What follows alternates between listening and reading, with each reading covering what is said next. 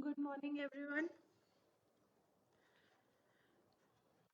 So, today we will have the last module of our subject, which is cogeneration and non-conventional energy.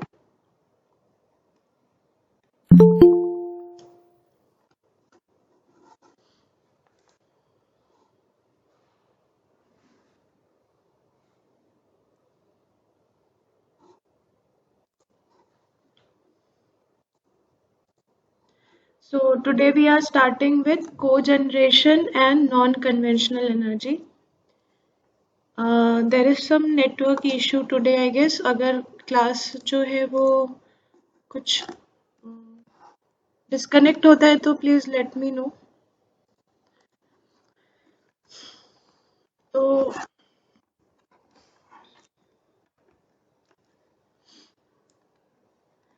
आज का topic है cogeneration. First is cogeneration.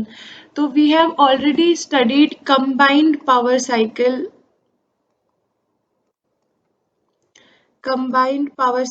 in previous class. Combined power cycle already discuss कर चुके थे. Combined power cycle में हमने discuss किया था कि एक टाइप का thermal power plant if it is combined with the other type of power plant तो उसको बोलते हैं हम लोग combined power cycle. Basically, in case of a conventional method of power generation, 65% of the energy is lost in heat. In any conventional type of thermal power generation,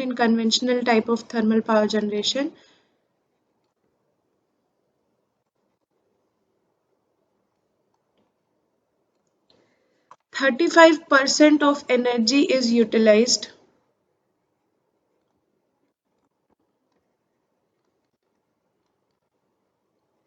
whereas 65% is wasted or lost in heat. As we are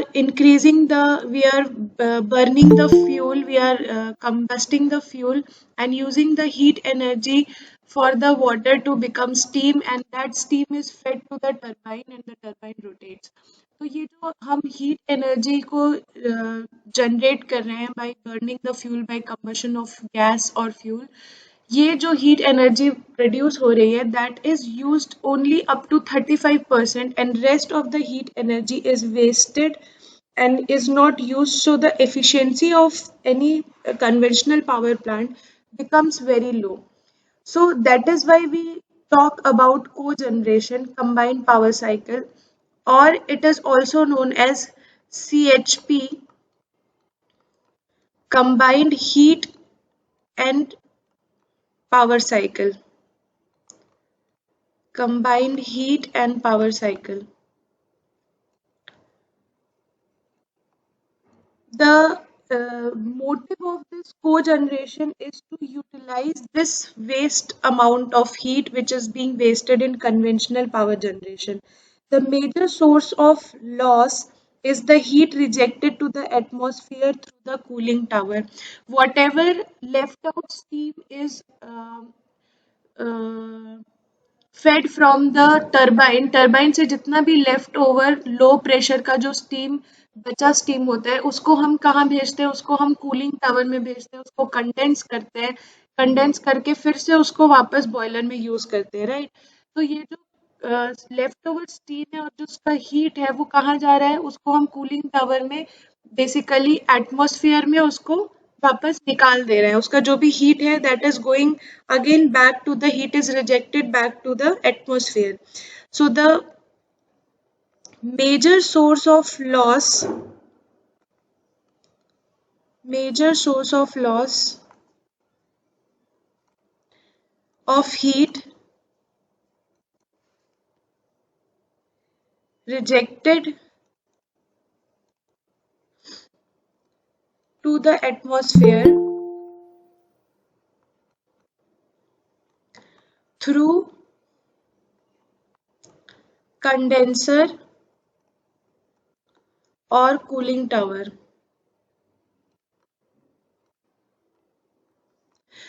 By this utilization of this waste heat which is being rejected to the atmosphere, the power plant can increase the efficiency of the power plant, right? The power plant is generating this amount of heat by burning the fuel. This fuel is costing tons and tons and crores of rupees for you, and then you are burning this fuel and you are wasting the amount of heat which is being produced by the fuel.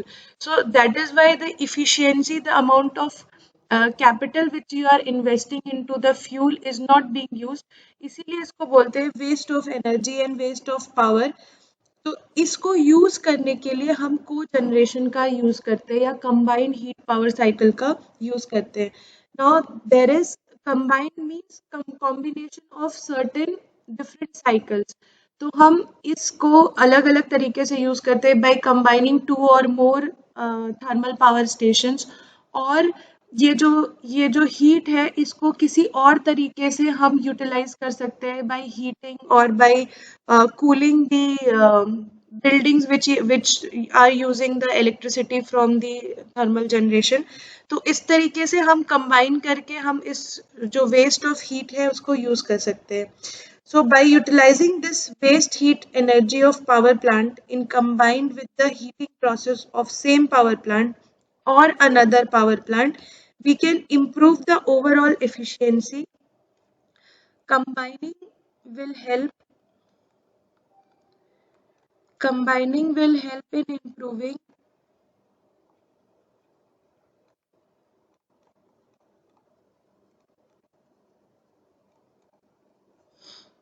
improving the overall efficiency of the power plant.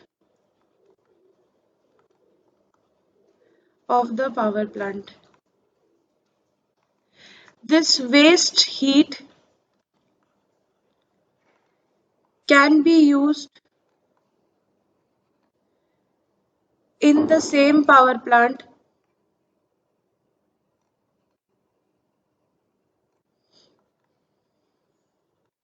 or other power plant or other power plants. So by using this heat, you can increase the efficiency of the power plant. The concept of process of utilizing the waste heat to improve the overall efficiency of this system is called as cogeneration. Cogeneration can be defined as the process of sequential conversion of energy of fuel into two or more forms. Or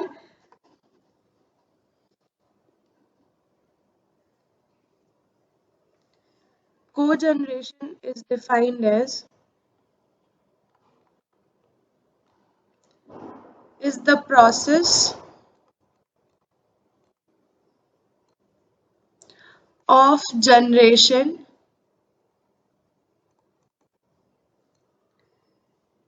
and utilization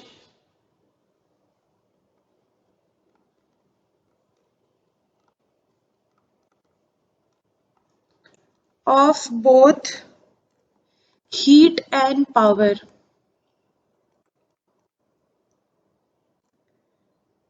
is the process of generation and utilization of both heat and power, and such cycle is known as cogeneration cycle or combined heat and power cycle.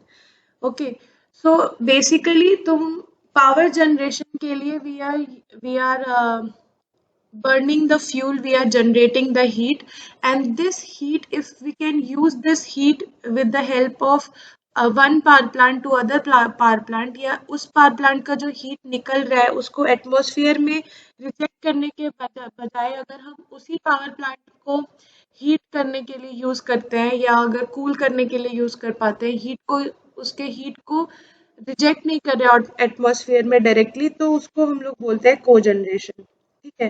Now there are two types of cogeneration.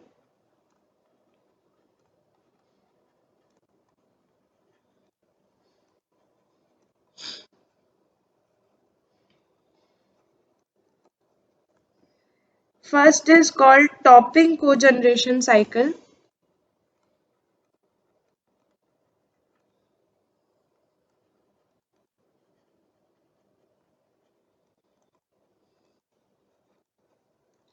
And second is called bottoming cogeneration cycle.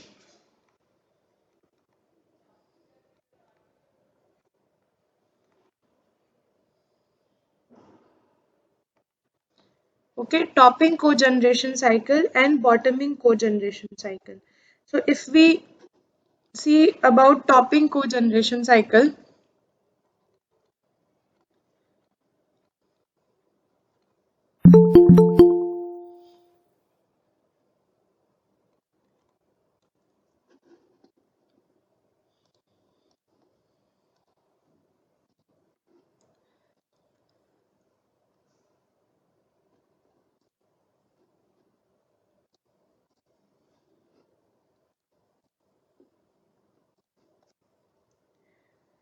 Topping cogeneration cycle का जो entire cyclic diagram है, let's see that. Suppose this is an engine or turbine.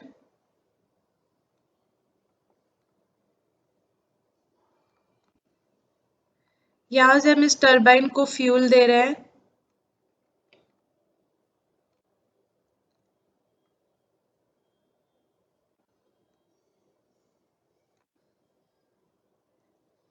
This is your generator which is coupled with the turbine.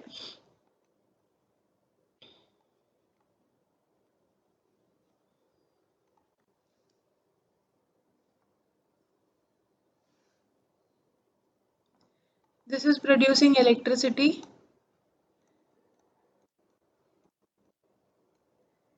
which is fed to the building facility or the grid.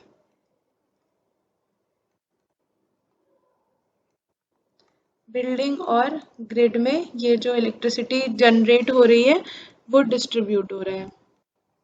ठीक है. Now this waste amount of heat which is released from the turbine, जो भी steam turbine से बाहर निकल रही है, that ये क्या होता है, ये एग्जॉस्ट गैस की तरह हम लोग बाहर निकाल देते हैं. ठीक है. या तो फ्लू या एग्जॉस्ट गैस की तरह ये बाहर निकल जाता है in the ash with the help of ash handling plant, नहीं तो ये बाकी जो कंडेंसर में चला जाता है और वहाँ कंडेंस होकर के वापस वाटर बनता है. बेसिकली जो हीट ऑफ द स्टीम है वो हम किसी ना किसी तरह इसको बाहर रिजेक्ट कर देते हैं and we are not using it. तो अब को जनरेशन में, टॉपिक को जनरेशन में क्या करते हैं, इस हीट को यहाँ पर एक हीट रिकवरी यूनिट लगाएंगे.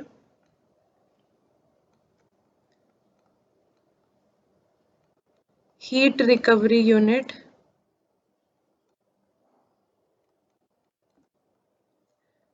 Water is fed to this heat recovery unit.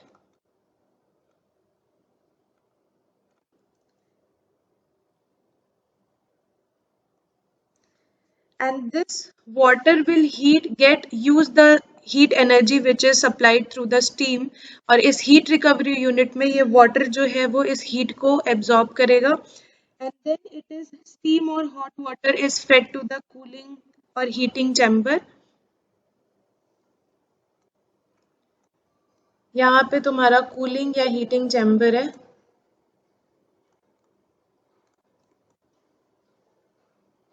and this cooling and heating chamber will feed the cooled water और the steam या फिर condensed water है उसको इस building को supply करेगा for heating और cooling purpose of the building.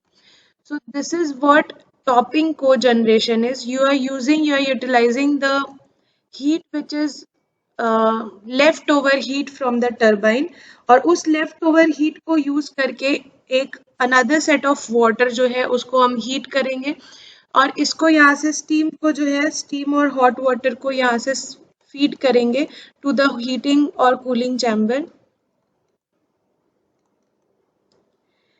और यहाँ से ये बिल्डिंग के हीटिंग और कूलिंग फैसिलिटी में इसको यूज कर सकते हैं तो basically this is called as topping और topping cogeneration where the waste heat energy of a power plant is recovered by a low pressure recovery boiler or process heater to create low pressure steam to the facilities or buildings in the houses.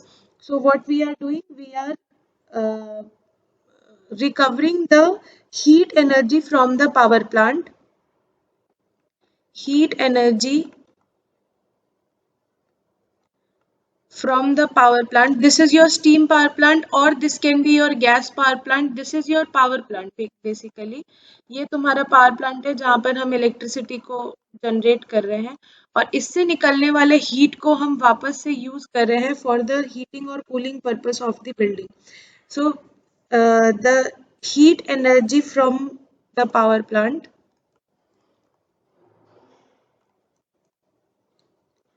is recovered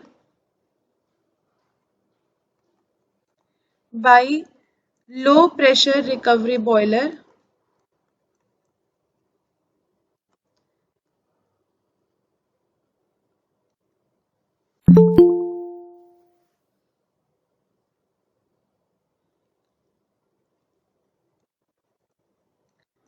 to create low pressure steam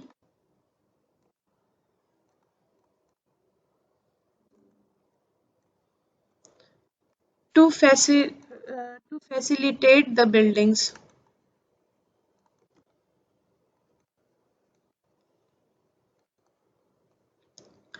Right. So because it is इसका जो diagram है वो इस तरीके का है इसलिए इसको बोलते हैं टॉपिंग कोजनरेशन क्योंकि you are using the heat energy which is generated by the steam power plant or gas power plant and that heat energy is used in the low power recovery boilers. उस heat energy से हम water को supply करके water को heat करते हैं and that water is used for heating and cooling purpose in the facilities विच उसी facility को जिस फैसिलिटी को तुम उस हीट से इलेक्ट्रिसिटी प्रोवाइड कर रहे थे that same heat is providing electricity to the building and the same heat is providing cooling and heating portion of the building तो सेम जो हीट है दैट इज बीइंग रिकवर्ड तो यहाँ पे जो फ्यूल हम जला रहे हैं या फ्यूल को जो हम कंबस्ट कर रहे हैं उसकी पूरी efficiency like before you were using only 35% of the efficiency but now you are using around 85% of the heat energy is being used to convert into heat and power from the combustion of fuel तो combustion of fuel से हम क्या क्या बना रहे हैं एक तो हम उसको हीटिंग पर्पस के लिए यूज कर रहे हैं दूसरा उसको पावर के लिए यूज कर रहे हैं इसीलिए इसको बोलते हैं combined heat and power cycle, combined heat and power cycle. Okay, so second type of cogeneration is bottoming cogeneration. Bottoming cogeneration में क्या करते हैं दो पावर प्लांट को हम बेसिकली कंबाइन करते हैं so second type is bottoming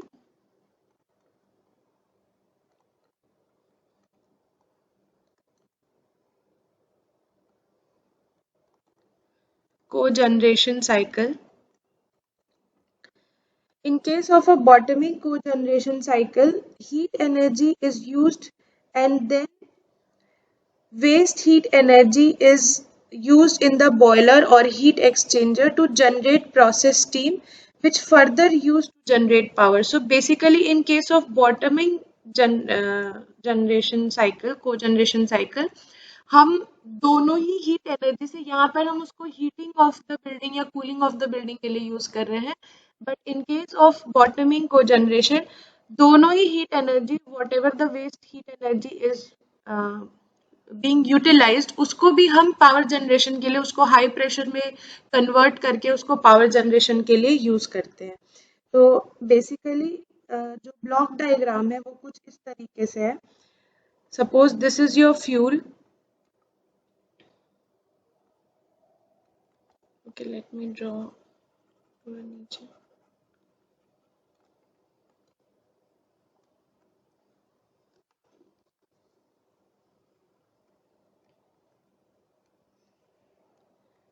this is your fuel,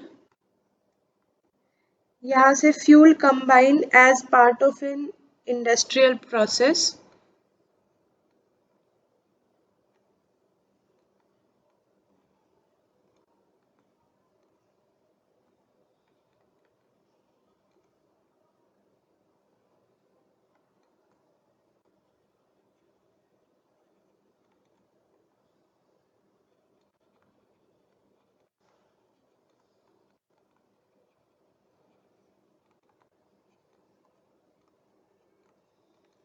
and this combusted fuel, the waste heat energy is being utilized in heat exchanger.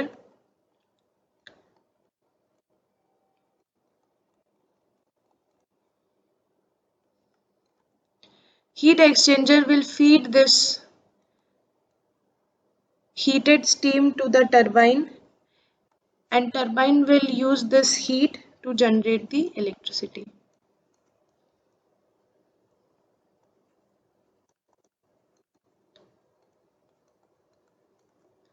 So this is suppose building and this is your grid.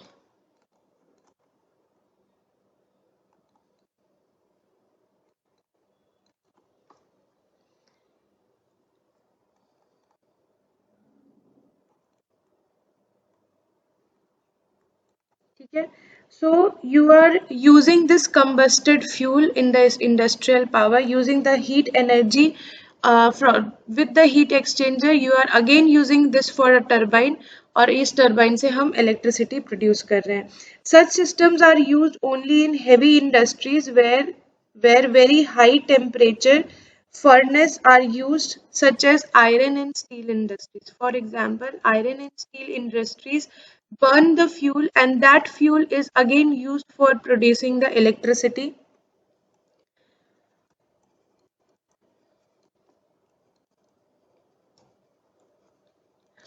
So you are co-generating, you are producing iron or steel with the help of the fuel which is being combusted, and that heat energy which is wasted from that previous industry से जो heat energy waste हो रहा है उसको हम use करके उसको heat exchanger से pass करके उसका pressure और temperature बढ़ा करके again you are feeding it to the turbine and you are generating the power। ठीक है, और इसका एक और एग्जाम्पल है combined gas turbine power cycle and vapour power cycle, which is also example of bottoming type of cogeneration. So combined gas turbine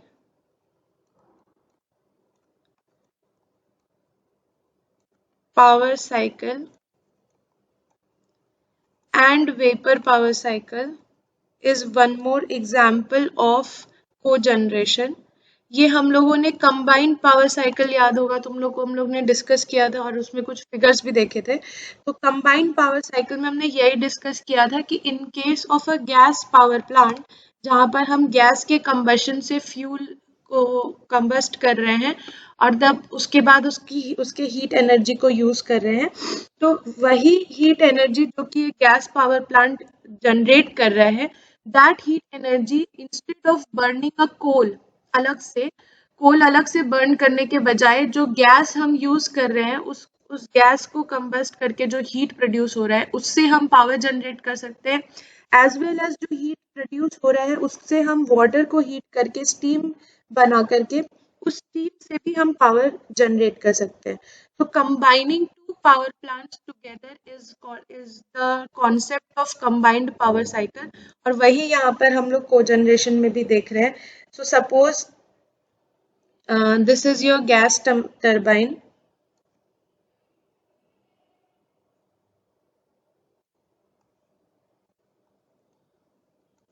जैसे कि हम लोग close cycle of gas turbine में देखते हैं कि इस तरीके का साइकिल होता है.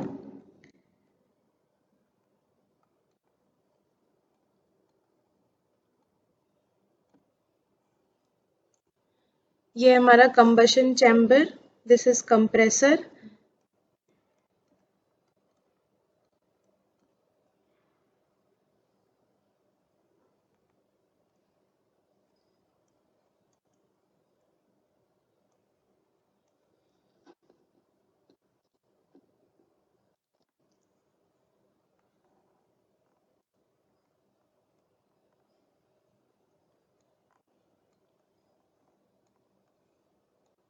ये रजिस्टर नहीं है. This is heat exchanger actually.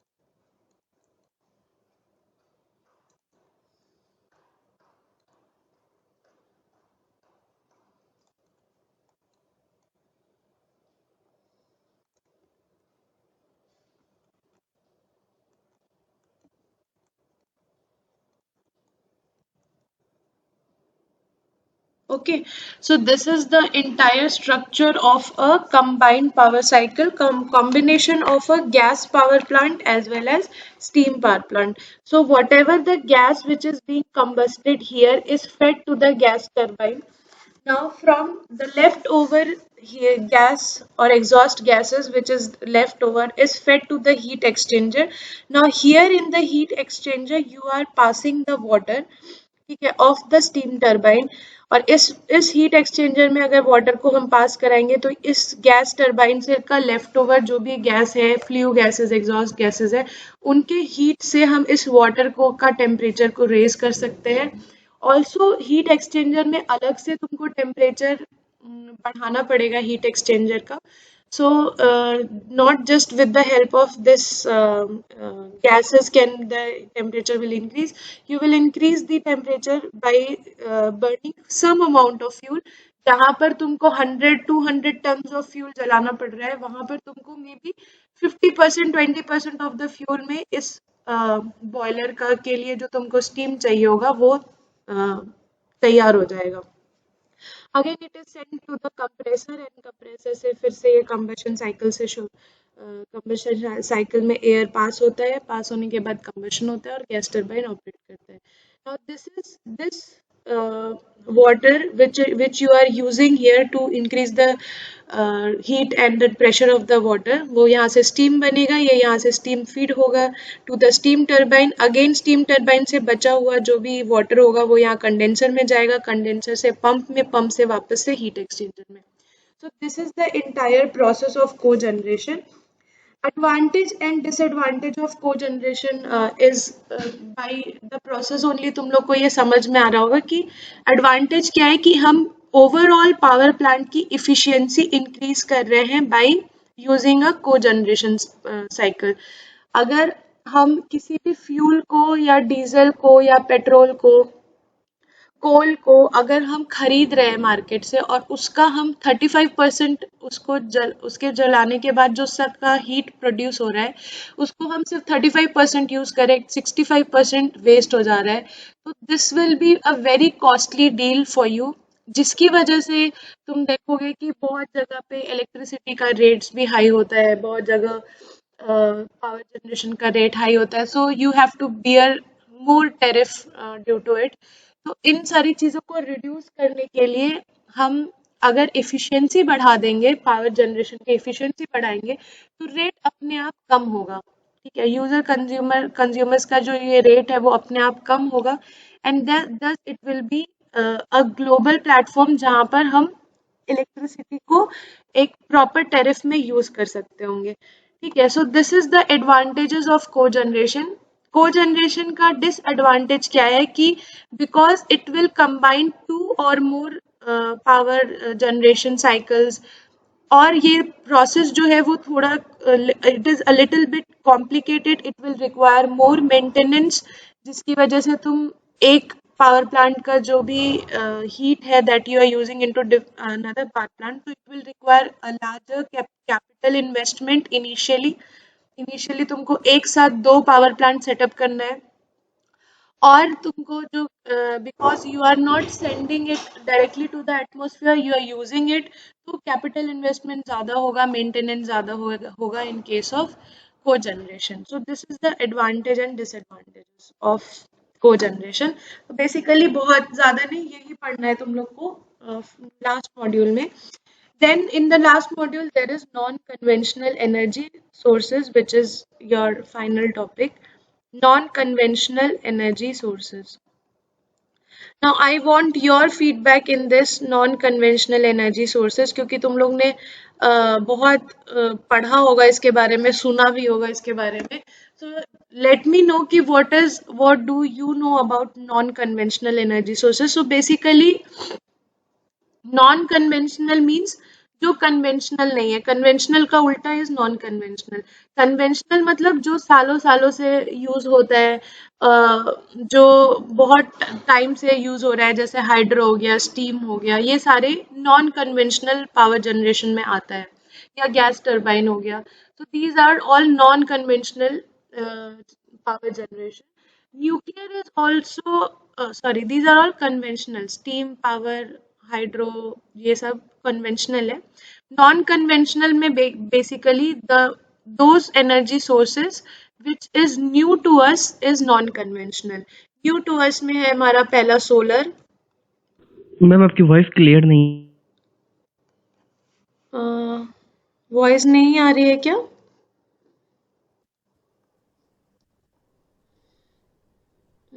नहीं है, कट कट के आ रही है। अभी कुछ मैम बेटर? कट कट के आ रहा है वॉइस आपका। ओके, यस मैम, मतलब कि अभी ठीक है। अभी ठीक है? अभी आ रही है क्या आवाज?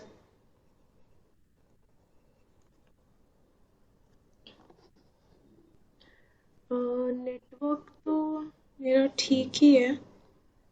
I can try changing the network. Is it okay क्या, या फिर मैं नेटवर्क चेंज करके देखूं? मैम अभी ठीक है। Okay, so non conventional energy sources में हमारे पास कुछ एनर्जी सोर्सेज हैं, जो कि है solar, wind, tidal, geothermal,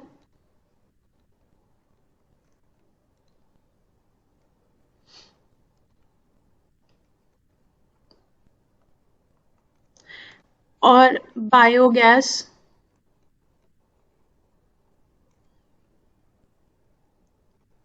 and sometimes nuclear power generation को भी हम नॉन कन्वेंशनल कंसीडर करते हैं, क्योंकि न्यूक्लियर पावर जनरेशन जो है वो भी हमारा नए टाइप का पावर जनरेशन है. It was not conventional type of power generation. तो इसलिए इसको न्यूक्लियर पावर को भी हम लोग नॉन कन्वेंशनल में एनर्जी सोर्सेज में कंसीडर करते हैं. So first of all, the most important type of non-conventional power generation is solar, which is most like famous in the market और सबसे ज़्यादा यूज़ हो रहा है आजकल के जनरेशन में. सोलर पावर का बहुत ज़्यादा इंक्रीमेंट हो रहा है कि सोलर पावर यूज़ करिए, सोलर पावर पॉल्यूशन फ्री है, इन्वेस्टमेंट कम है. तो सोलर पावर का बहुत ज़्यादा ये है कि सोलर पावर यूज़ करना है. So first of all tell me कि सोलर पावर या सोलर पैनल किस तरीके से तुम लोग को थोड़ा बहुत शायद कभी तुम लोग ने पढ़ा होगा ऐसे ही आउट ऑफ इंटरेस्ट कि सोलर पैनल जो होता है वो किस तरीके, उसमें क्या होता है और किस तरीके से एनर्जी रिलीज करता है,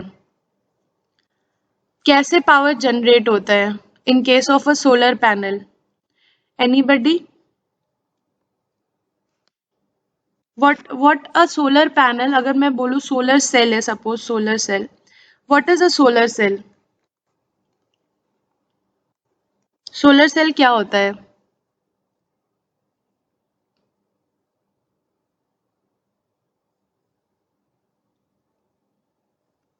anyone am I audible? आदर्श आवाज आ रही है?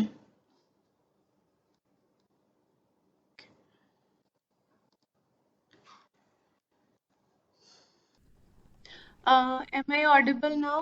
आवाज आ रही है?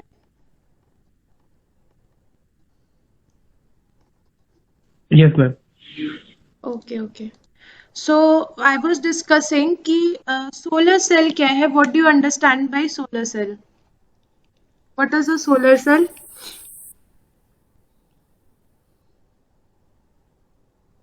Anyone?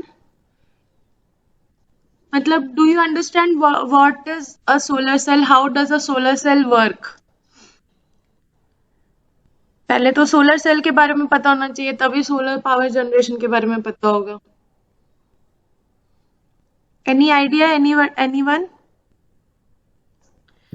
फोटोन्स रहता है, उसी के हेल्प से हीट एनर्जी में वो इलेक्ट्रिकल एनर्जी में कन्वर्ट करता है. तो फोटॉन्स कहाँ से निकलते हैं ये?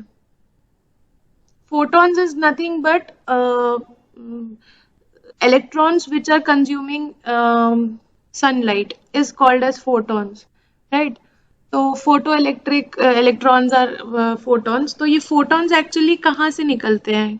क्या होता है जो ये photons निकल रहे हैं? What does a solar cell consist of? Solar cell किस चीज का बना होता है? सिलिकॉन का. राइट, सिलिकॉन का बना होता है. और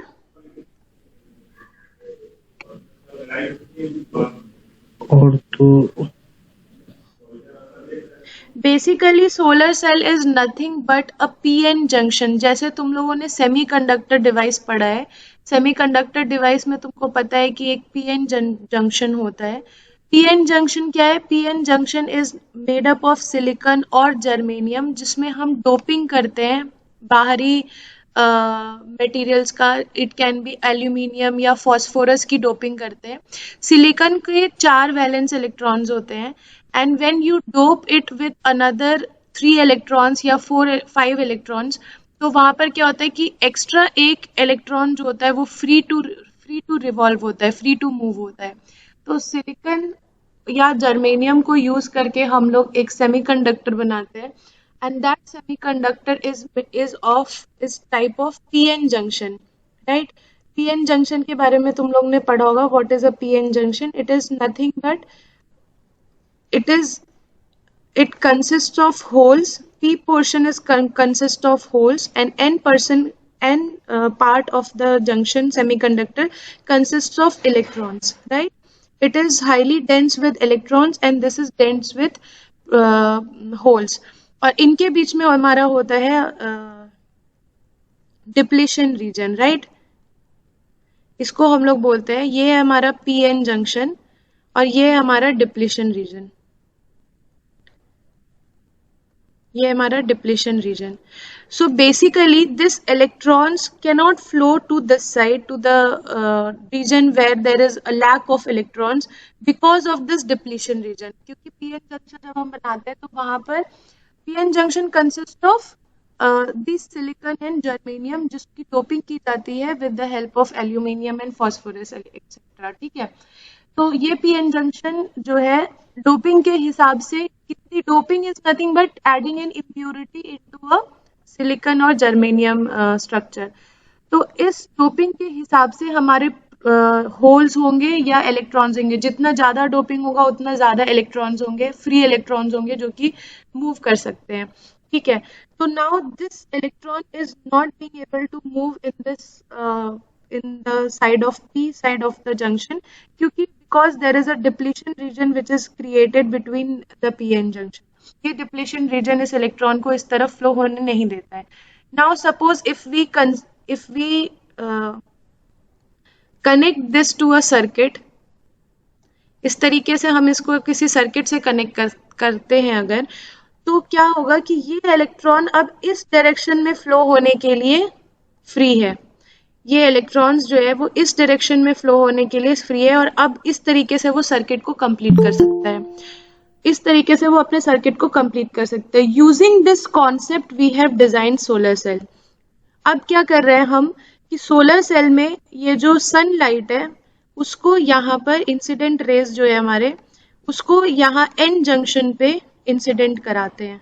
एन जंक्शन पे ऑलवेज रिमेंबर कि इसीलिए solar cell is made up of this P N junction जिसमें सपोज तुम्हारा ये अगर सोलर पैनल है तो एन जंक्शन का जो प्लेट होता है वो ऊपर होता है और पी जंक्शन का जो प्लेट होता है वो नीचे होता है. क्योंकि हम हमेशा इंसिडेंट जो कराते हैं इन रेस को वो रेस को एन जंक्शन पे इंसिडेंट कराते हैं क्योंकि एन जंक्शन से ही इलेक्ट्रॉन्स जो है वो निकल सकते हैं क्योंकि it is rich of electrons. N junction is rich of electrons और इस एन जंक्शन के रिच होने की वजह से हमारा जो इलेक्ट्रॉन्स है वो यहाँ से एमिट होगा और एमिट होकर के इस तरीके से फ्लो करेगा. अगर हम बीच में यहाँ पर बैटरी लगा देते हैं तो ये जो करंट है ये इस बैटरी को चार्ज करेगा और बैटरी में हमारा जो है वोल्टेज वो स्टोर होगा. So this is the basic concept of solar cell. Now when you combine this solar cell into many solar cells, एक सोलर सेल का जो आउटपुट होता है वो आउटपुट अराउंड 0.5 वोल्ट का होता है एक सोलर सेल का आउटपुट. ठीक है. Now this 0.5 volt is of no use to us. इस 0.5 यूज का हम कुछ यूज नहीं कर सकते. बैटरी के लिए भी हमको 9 वोल्ट 12 वोल्ट चाहिए अगर हम कोई छोटा सर्किट भी रन कराते हैं. तो this 0.5 volt single solar cell is of no use. तो इस 0.5 के एक सोलर सेल के साथ हम कई सारा सोलर सेल बनाते हैं जिसको जो कि एक सोलर सेल से सोलर पैनल बनता है. और combining these solar cells you design a solar panel which consists of around 72 solar cells. और जब 72 सोलर सेल होगा एक सोलर सेल तुम्हारा 0.5 वोल्ट दे रहा है तो टोटल वोल्ट कितना हो जाएगा 36 वोल्ट के अक्रॉस एक सोलर पैनल जो हम लोग मार्केट में तुम लोग पैनल बोल करके लेके आते हो that consist of around 70 solar cells. और ये 70 सोलर सेल तुमको 36 वोल्ट देंगे. ये 36 volt is of some use to you. Again जब तुमको और ज्यादा वोल्टेज स्टोर करना है और ज्यादा वोल्टेज की रिक्वायरमेंट है तो this solar panel many solar panels combine together to make solar module या सोलर एरे बोलते हैं उसको. So combining many solar panels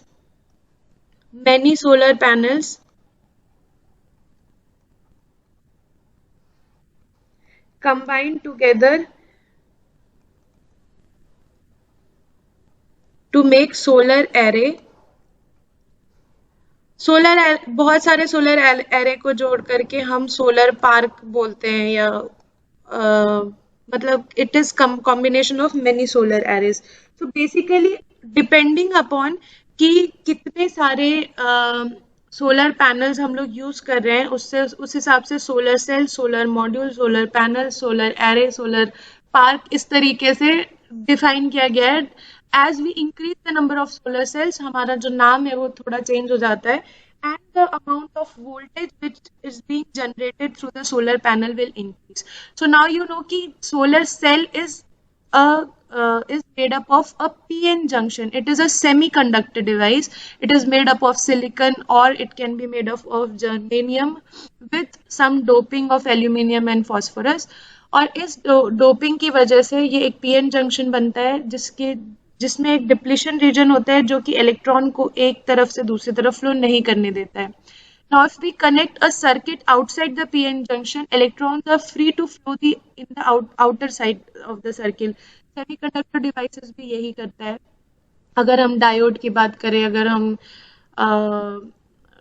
इसकी बात करें, थायरिस्टर की बात करें, तो सेम काम करता है बाकी भी. नाउ पीएन जंक्शन, ये जो हमारा सेमीकंडक्टर डिवाइस है वो कुछ इस तरीके का डायोड दिखता है. So this is anode, this is cathode. तो ये तुम्हारा नेगेटिव टर्मिनल है, ये पॉजिटिव टर्मिनल है. तो इसको इस तरीके से कनेक्ट करते हैं हम, और ऐसे सर्किट हमारा ये फॉरवर्ड वाइज होता है और इस तरीके से सर्किट फ्लो करता है, राइट. सो ये जो है यही हमारा सोलर सेल है. This PN junction is our solar cell. Solar cell is made up of a PN junction. ठीक है, इतना समझ में आ गया. Now this solar cells are of two type. Solar panels are of two type. एक इसको बोलते हैं monocrystalline. कभी मार्केट में अगर सोलर सेल का के जो डीलर्स होंगे, अगर उनके पास जाओगे तो वहां पर तुमको दो टाइप के सोलर सेल्स या सोलर पैनल देखने को मिलेगा. एक one is monocrystalline and second is polycrystalline type. ठीक है, दो टाइप के सोलर पैनल्स होते हैं, एक मोनोक्रिस्टलाइन और एक पॉलीक्रिस्टलाइन. ये जो सोलर पैनल होते हैं ये जनरली ब्लैक कलर के होते हैं and this are in blue colours. जो जनरली हम लोगों को नॉर्मल मार्केट में देखने के लिए मिलता है, चितरपुर में भी सोलर पैनल तुमको देखने को मिलेगा, तो वो जनरली ब्लू टाइप के होते हैं. ब्लैक टाइप के जो मोनोक्रिस्टलाइन टाइप के जो सोलर पैनल होते हैं, दीज आर कंपैरेटिवली कॉस्टलियर, जिसकी वजह से ये नॉर्मल मार्केट्स में नहीं बिकते हैं. और कॉस्टली क्यों होते हैं? कॉस्टली इसलिए होते हैं क्योंकि ये कम सन रेज में भी ऑपरेट कर सकते हैं. मतलब कम सन रेज में भी जो ये पावर देंगे, इनका एब्जॉर्प्शन कैपेसिटी जो होता है वो बहुत अच्छा होता है. नाउ जो हमारा सोलर पैनल है, सोलर पैनल भी 2-3 लेयर में होता है, जिसमें से कुछ ग्लासेस लगे होते हैं सोलर पैनल के ऊपर. Suppose this is your solar panel. ठीक है, अब सोलर पैनल के ऊपर दो टाइप के ग्लास लगे होते हैं, उसके ऊपर एक फ्रेम होता है जिसमें इसको फिक्स किया जाता है. नाउ सोलर पैनल के ऊपर ये जो ग्लास है ये इसको मॉइस्चर से बचाता है, मॉइस्चर रिटेंडेड होता है ये ग्लास. और ये वाला जो ग्लास होता है ये it absorbs the maximum amount of sun rays. ठीक है, मतलब अगर सनरे मैक्स, ये ग्लास की प्रॉपर्टी ये होती है कि maximum amount of sunray should be absorb, not reflected back. अगर ज्यादा से ज्यादा सपोज ऐसा ग्लास लगा हुआ है कि जिसमें सनरेज जो है वो रिफ्लेक्ट, इंसिडेंट होने के बाद रिफ्लेक्ट हो जा रहे हैं, तो क्या होगा, हमारा सोलर पैनल जो है वो किसी काम का नहीं है. वी वांट कि maximum amount of sun rays should get absorbed, और एब्जॉर्ब्ड हो करके इलेक्ट्रॉन्स को वहां से एमिट करे, सो दैट कि तुम्हारा करंट फ्लो हो. करंट फ्लो होगा तो तुम्हारा बैटरी चार्ज होगा. ठीक है, तो मैक्सिमम अमाउंट ऑफ पावर और sunrays needs to be absorbed. तो ये जो ब्लैक टाइप के मोनोक्रिस्टलाइन टाइप के जो हमारे सोलर पैनल्स होते हैं, this can operate for less amount of sun rays also. यानी कि ये ऐसी जगहों पे यूज कर सकते हैं जहाँ पे सपोज कि बहुत ज्यादा सन रेज नहीं प्रेजेंट है, या सन रेज का जो ड्यूरेशन है वो बहुत कम है, तो वहां पर भी हम इस टाइप के मोनोक्रिस्टलाइन, क्योंकि इनकी एब्जॉर्प्शन कैपेसिटी जो होती है वो बहुत अच्छी होती है एज कंपेयर टू पॉलीक्रिस्टलाइन, जो कि ब्लू कलर के जो नॉर्मल मार्केट में जो मिलते हैं, सस्ते होते हैं. इनके लिए जो सनरेज होना चाहिए वो काफी हाई इंटेंसिटी सनरेज होना चाहिए. हाई इंटेंसिटी सनरेज पे ये काम करते हैं, operates at high intensity sun rays. ठीक है, सो बिकॉज जस्ट बिकॉज कि इनका ऑपरेशन, इनकी एफिशिएंसी होती है अच्छी है, इसलिए ये जो होते हैं ये कॉस्टली होते हैं, दीज आर कॉस्टलियर। ये जो होते हैं ये चीप होते हैं कंपैरेटिवली, दीज आर चीपर। ठीक है।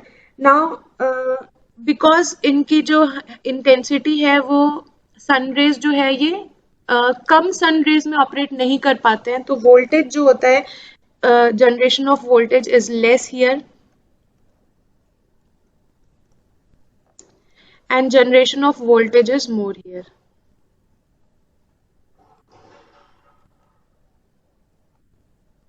ठीक है।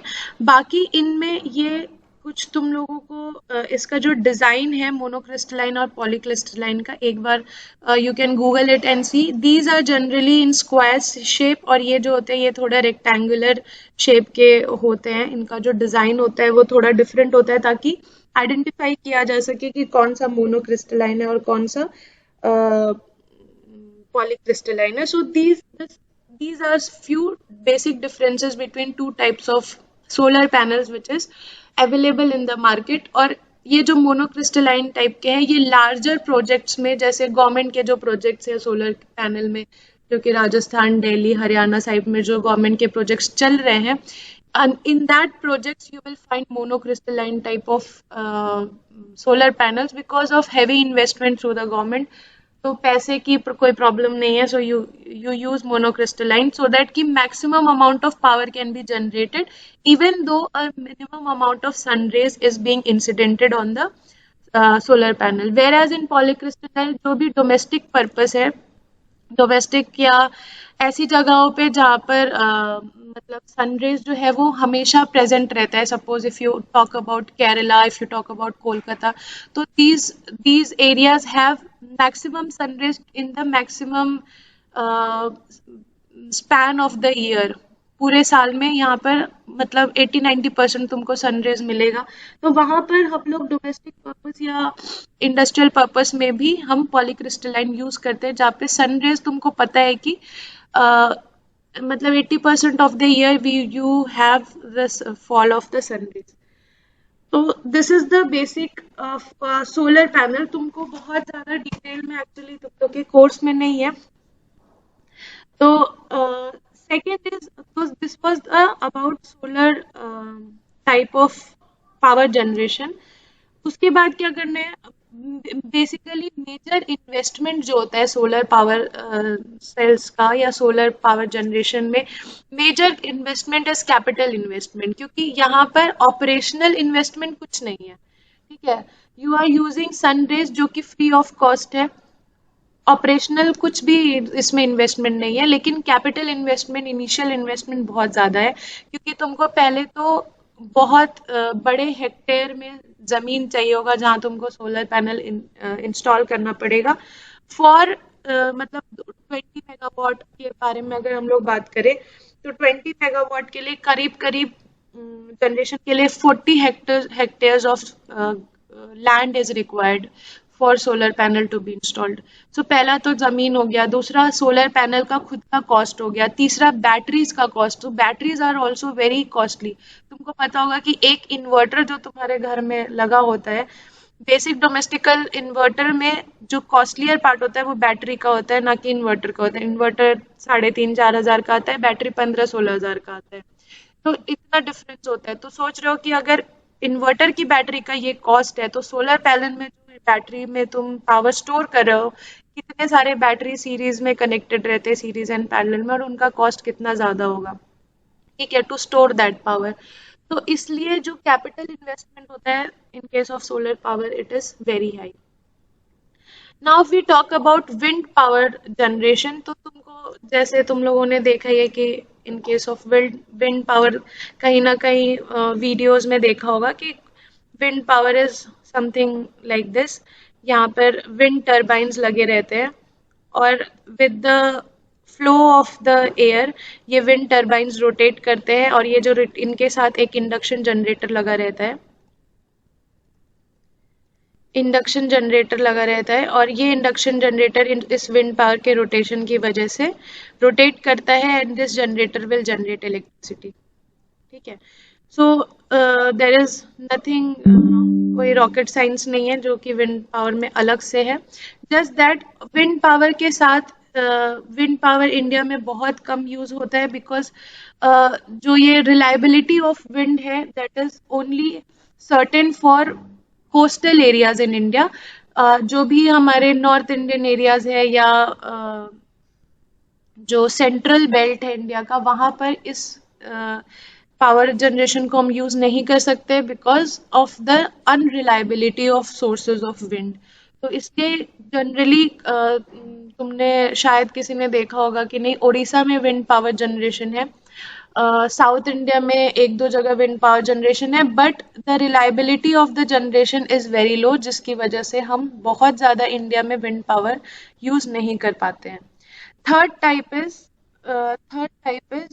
tidal tidal generation और generation through tides।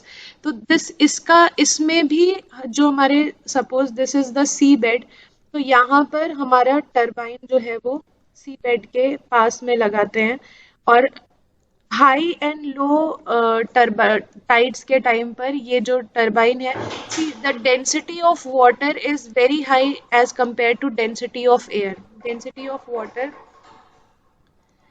Is high as compare to density of air, ठीक है।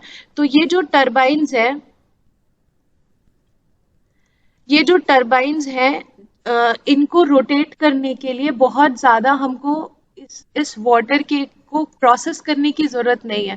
Just with the help of high tides and low tides it is enough for this water to rotate this turbine, और इस turbine से अगर हम एक generator लगाते हैं तो generator will generate the electricity, ठीक है। तो यहाँ पर जैसे कि हम स्टीम में या हम गैस में हाई प्रेशर बनाते हैं या हाई टेम्परेचर देते हैं, तब जाकर के उसको टरबाइन में फीड करते हैं, तब हमारा पावर जनरेट होता है।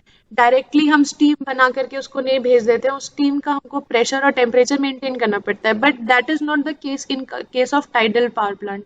टाइडल पावर प्लांट में because density of water is so high कि that will be sufficient enough to run the turbine and to generate the electricity.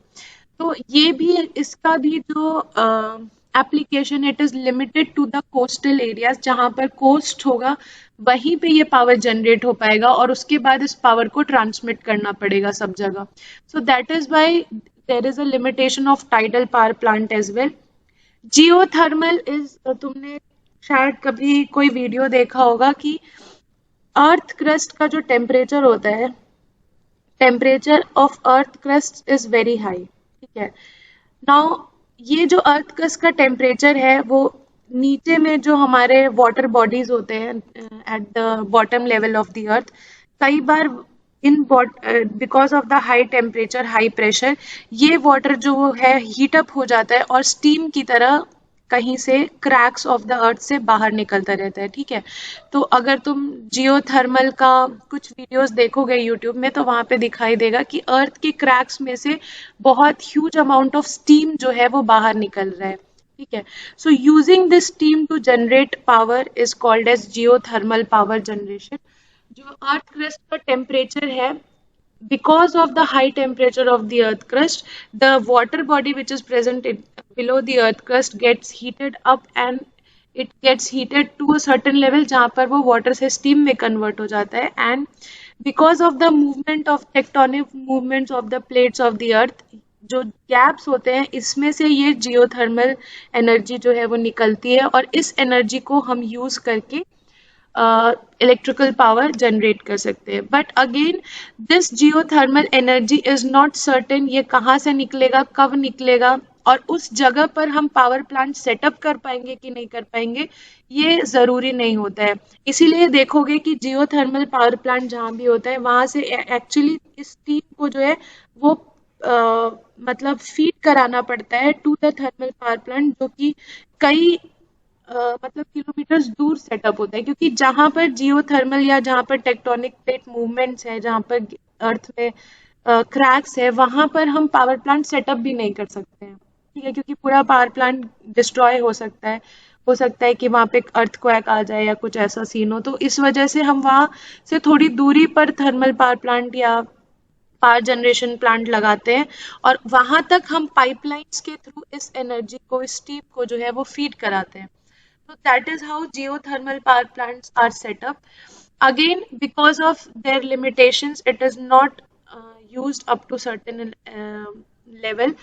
So best among all the non-conventional type of energy sources, the best energy source and the most reliable out of every energy source is the solar, because sun is, अगर हम अर्थ की बात करें तो 20 degree north से लेकर के 20 degree south में जो भी कंट्रीज आते हैं, ट्रॉपिकल कंट्रीज जिनको बोलते हैं, इन ट्रॉपिकल कंट्रीज में सनलाइट का प्रेजेंस इज डेफिनेट, कि सनलाइट प्रेजेंट रहेगा ही, and to most of the seasons the sunlight is present. So that is why solar, तुम लोगों को लगता होगा कि क्यों सोलर की बात होती है, बाकी की बात क्यों नहीं होती है, क्योंकि because most of the countries face the sunlight in most of the seasons of the year, और जिसकी वजह से this becomes most reliable non conventional energy sources जिसको हम यूज कर सकते हैं. ठीक है. So this was about the basic of all the non conventional energies. अगर तुम लोग को, क्योंकि तुम लोग के कोर्स में बेसिक ही है नॉन कन्वेंशनल एनर्जी का, सोलर का बहुत डिटेल्स में नहीं है, नहीं तो otherwise we could do some questions also. तो कोई नहीं, एडवांटेज डिसएडवांटेज हम लोग ऑलरेडी डिस्कस कर चुके हैं. So advantages of non conventional energy is, first it can be reused, reusable होता है, it can be reused, available for shorter time but is certain to be present. मतलब sunlight ऐसा तो नहीं होगा कि आज रात हो गया कल सुबह नहीं होगा, ऐसा नहीं होता है. So it can be reused and the certainty is up to certain extent की मतलब it will be present always, it will be present always, maybe for shorter period of time but it will be present always. ठीक है. Second advantage is free of cost. Whatever type of non-conventional energy we have talked about, even if it is wind, it is tidal, it is sun, geothermal या biogas, जो भी है, ये सारे जो है ये नेचुरली प्रेजेंट है, इनके लिए हमको कोई फ्यूल कॉस्ट देने की जरूरत नहीं है. So that is why it is free of cost. Third is no pollution, which is the most important agenda of all the electrical generation companies and environmental engineers की no pollution. जितना भी amount of pollution of flue gases, ash handling, ये सारी चीज़ें बाकी generation में होता है, steam power plant हो तो या gas power plant हो, diesel power plant हो, इन सब से हमको बचाता है अपना non conventional. No pollution. Fourth is flexibility to produce local power. Flexibility to produce local power, यानी कि स्टीम पावर प्लांट या गैस पावर प्लांट क्या है कि हम लोकल जगह पर प्रोड्यूस नहीं कर सकते, बट सोलर पावर प्लांट क्या है, हम अपने छत पे भी लगा सकते हैं और इलेक्ट्रिसिटी प्रोड्यूस कर सकते हैं. तो ये हमें एक फ्लेक्सिबिलिटी देता है ताकि हम लोकल पावर जनरेट कर सकते हैं. सपोज इन सर्टेन एरिया जहाँ पर जियोथर्मल हमारा पावर प्लांट है, तो वहाँ पर हम स्टीम पावर प्लांट नहीं बना सकते because of the tectonic plate movements of the earth.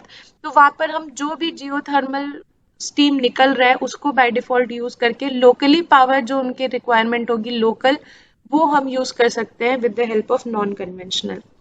Fifth is minimizing the transmission cost.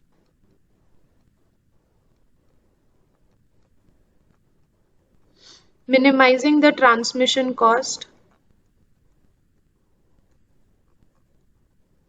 ठीक है. Reduce the import of petroleum. Reduce the import of petroleum from other countries, because India is not the largest manufacturer of petroleum and diesel. So if it will reduce, if you are moving towards the non-conventional energy resources, so you will reduce the import of petroleum which is used in different type of industries and for the generation of electrical power. So that is, वहाँ पर भी हम पैसा अपना बचा सकते हैं. Minimizing the cost is one thing, and seventh is stabilized global energy prices. Stabilized global energy prices.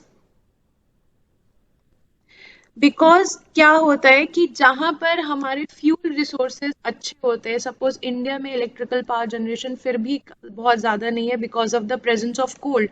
अगर हमारे पास कोल का प्रेजेंस नहीं होगा और हमको कोल जो है वो, जो कंट्रीज जहाँ कोल नहीं है वो कोल इंपोर्ट करते हैं फॉर पावर जनरेशन, या कोई भी टाइप का फ्यूल अगर इंपोर्ट करते हैं, तो वहाँ पर ऑब्वियसली वहाँ इलेक्ट्रिसिटी जो है वो महंगी होगी. किसी और कंट्री में फ्यूल है तो वहाँ कम होगा. तो एक एक क्या बोलते हैं, एक सेंट्रलाइज्ड प्राइस नहीं है हमारे इलेक्ट्रिसिटी जनरेशन का. अगर हम नॉन कन्वेंशनल में जाते हैं तो वहां पर हम एक ग्लोबल प्राइस, क्योंकि हमको फ्री ऑफ कॉस्ट हम फ्यूल यूज कर रहे हैं, तो वहां हम स्टेबलाइज ग्लोबल एनर्जी प्राइस लगा सकते हैं, कॉस्ट को मेंटेन कर सकते हैं. So eighth and the last part is less maintenance as compared to another type of power plants, because it will reduce the moving parts of the power plant. जितना भी moving part, अगर हम solar की बात करें तो वहाँ पे moving part है नहीं, वहाँ टर्बाइन है नहीं, तो बहुत सारी चीज को रिड्यूस कर देता है if we implant a non conventional energy sources, or it will reduce the maintenance cost and the maintenance of the entire power plant. Last is the disadvantages. If we talk about the disadvantage, तो disadvantage में क्या क्या है. पहला तो कि ये energy available जो होता है, this is very in dilute form and intermittent form, जिसका कोई भरोसा नहीं होता है. Energy sources are energy available in dilute और इंटरमिटेंट फॉर्म.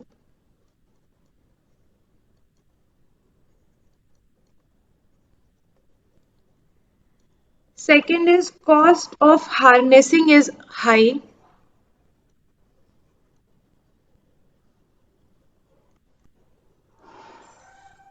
यानी huge capital investment is required in case of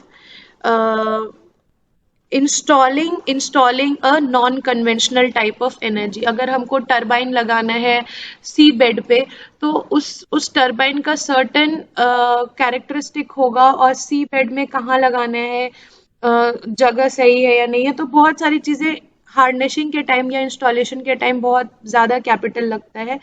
और वो टरबाइन जो है उसका मेंटेनेंस भी हाई होगा because it is under water turbine, हमेशा पानी के अंदर रहेगा. So these are certain things which will increase the capital of the non conventional energy resources. So cost of harnessing is high, that is huge capital is required. Depend upon natural phenomena, reliability is less.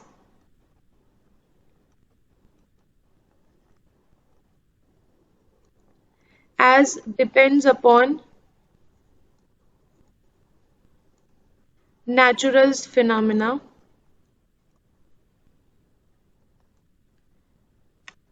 Fourth is generation capacity is not enough.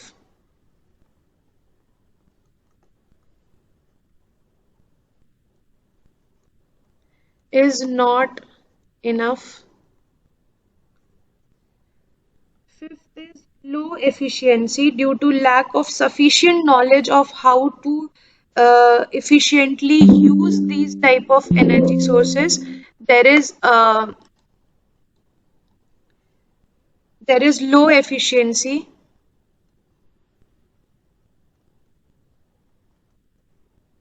And sixth is takes a lot of space. Takes a lot of space. ठीक है ma'am, ये point तो कोफ्टिंग में आ गया ना. हाँ. क्या लो एफिशिएंसी? नहीं मैम, ये take a lot of space ये तो कॉस्ट में ही आ गया, मतलब कि जो कैपिटल कॉस्ट है हाँ, इसका। कैपिटल कॉस्ट तो स्पेस का होगा ही, लेकिन साथ में स्पेस रिक्वायरमेंट भी तो है। सपोज तुम्हारे पास पैसा है, तुम इन्वेस्ट करने के लिए रेडी हो, तुम अंबानी हो, ठीक है, तुम इन्वेस्ट करने के लिए रेडी हो, लेकिन स्पेस ही नहीं है, तो कहाँ इन्वेस्ट करोगे? ठीक है, तो बात यस मैम। बात कॉस्ट की नहीं है, बात ये भी है कि जहाँ कॉस्ट लगाना है वहाँ स्पेस भी होना चाहिए। If you talk about highly populated states like UP, like other states जहाँ पर लैंड भी है लेकिन पॉपुलेशन भी बहुत ज्यादा है, और या फिर states where you have rocks, you don't have proper lands, जहाँ पर फील्ड लैंड्स चाहिए होता है सोलर इन्वेस्टमेंट के लिए, तो वहाँ पे फील्ड लैंड्स नहीं प्रेजेंट है, हिली एरियाज है, तो वहाँ पर भी सोलर प्लांट लगाना मुश्किल होता है। So that is what we are talking about from the last point, कि takes a lot of space, even though you have, if you talk about government or like very famous industrialist, उनके पास पैसा बहुत है, लेकिन उनके पास उतना free of space होना चाहिए जहाँ पर वो सोलर पैनल को इंस्टॉल कर सकते होंगे। ठीक है, so these are few advantages and disadvantages of non-conventional type of energy. That's all you have to study about in power plant engineering. इसके अलावा अगर तुम लोग को कोई डाउट हो तो I will arrange one more class so that कि तुम लोग कोई डाउट हो तो पूछ सको। ठीक है, किसी मैम एक को? क्वेश्चन था। हाँ पूछो। मैम ये इसका डिसएडवांटेज में एज पढ़ रहे थे तो लिखा था कि अफेक्ट द वाइल्ड लाइफ, तो ये वाइल्ड लाइफ को कैसे अफेक्ट कर रहा है? ये non conventional yes ma'am. Non conventional wild life को तो ऐसे तो एक्सपेक्ट नहीं कर रहे, बट हाँ कई बार ऐसा होता है कि हम जो होता है फॉरेस्ट को काट काट के अगर उस तरीके से अगर सोलर पैनल या फील्ड की रिक्वायरमेंट को कम ये करते फुलफिल करते तो वहां पे वो वाइल्ड लाइफ को इफेक्ट करेगा। और जैसे कि turbines are connected in the sea bed, ठीक है, तो अब वहां पर हम क्या कर रहे हैं, पाइपलाइंस बिछा रहे हैं और वहां से मतलब ये ले रहे हैं, एनर्जी ले रहे हैं। ठीक है, तो उस तरीके से ये सी के जो एनिमल्स हैं या सी के जो ये हैं उनको इफेक्ट करता है। तो बेसिकली इस तरीके से ये वाइल्ड लाइफ को इफेक्ट कर सकता है, अदरवाइज डायरेक्टली ये किसी तरीके से वाइल्ड लाइफ को हार्म नहीं करता है। बट क्योंकि तुम सी बेड में तुम इस तरीके का इंस्टॉलमेंट करोगे तो वहां पे जितने भी एनिमल्स जाएंगे वो इफेक्ट होंगे थ्रू द रेडिएशंस, और उस जो भी अंदर पाइपलाइंस हैं उनके उनसे निकलने वाले, अगर सपोज तुम्हारा टरबाइन है, ठीक है, तो टरबाइन रोटेट कर रहा है तो आसपास तुम्हारे जो सी एनिमल्स होंगे वो इफेक्ट होंगे उन सब चीजों से। तो इस तरीके से सी बेड इज इफेक्टेड। या फिर सनलाइट की बात करें तो कई बार लोग फॉरेस्ट को काट करके प्लेन लैंड बनाते हैं so that they can install solar panels there. तो वो सारी चीजें, क्योंकि जहाँ पर भी पेड़ होगा वहां तुमको धूप नीचे नहीं मिलेगी, तो पेड़ लोग काटना पड़ता है और वहां पे सोलर पैनल लगाते हैं for their own purpose of power generation. तो इस तरीके से वाइल्ड लाइफ ये होती है, इफेक्ट होती है। Anything else? No ma'am. Okay, so it's 1 hour 15 minutes. Let me conclude this class today. If you want, let me know. कोई भी एक मुझे बता देना तुम लोग को, अगर कोई डाउट हो तो I can keep a class for doubt clearance class. तो हम लोग जो भी तुम लोग का 4-5 मॉड्यूल था उसमें से कोई भी डाउट हो तो किसी दिन एक क्लास करके वो कंप्लीट कर लेंगे। I am checking your mid semester papers, अभी कंप्लीट नहीं हो पाया है, सो जैसे ही कंप्लीट होता है मैं तुम लोग का मार्क्स जो है वो सेंड कर दूंगी गूगल क्लासरूम में। ठीक है, okay, thank you everyone, have a good day, thank you.